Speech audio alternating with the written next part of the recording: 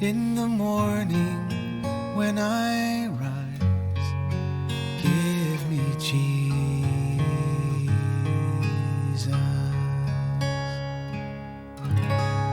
Good morning. We're in Romans and currently chapter 3. And leading up to this, we see how Paul has basically been building the case for how we all need a Savior.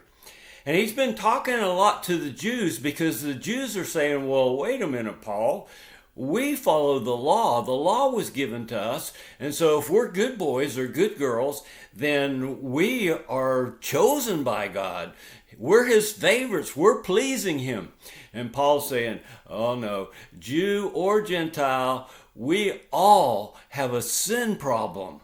And it's got to be dealt with because God is just. Oh, he is righteous, but he is just, and sin must be dealt with. So we were all sinners. We see that again today as I'm in Romans chapter 3, and I'm starting in verse 10, and I'll go through verse 20.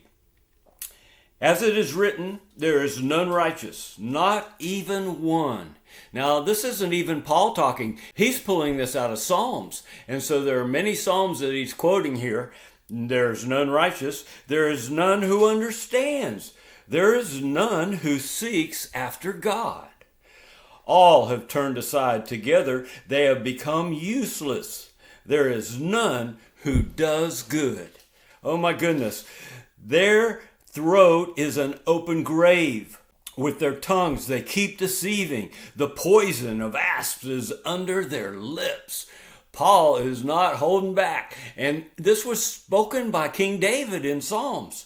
Verse 14, whose mouth is full of cursing and bitterness. Their feet are swift to shed blood. Destruction and misery are in their paths, and the path of peace they have not known. There is no fear of God before their eyes. Okay, that all came out of Psalms.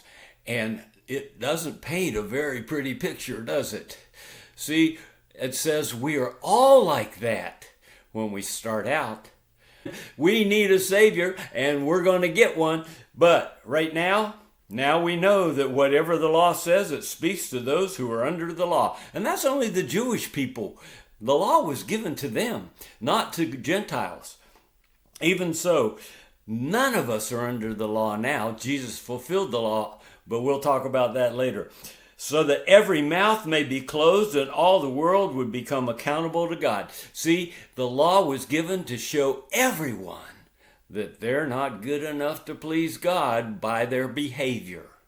Verse 20, by the works of the law, no flesh will be justified in God's sight. No, through the law comes the knowledge of sin. The law was given to show us that we are sinful. The law was given to show us that we can't be good enough on our own. The law was given primarily to show us that we need a Savior and to point us to Jesus because he's the answer to the sin problem that we were born with. Well, I said earlier, we used to have a sin problem. That's what Jesus came and took care of. Now we have a faith problem. We'll get together tomorrow and see how Paul says we can solve this problem being so totally sinful. In the meantime, God bless you today who doesn't have a sin problem, and you don't have a faith problem either. You said yes to Jesus. I look forward to seeing you tomorrow. I'll see you then. Give me Jesus. Give me Jesus. You can have all this world, but give me Jesus.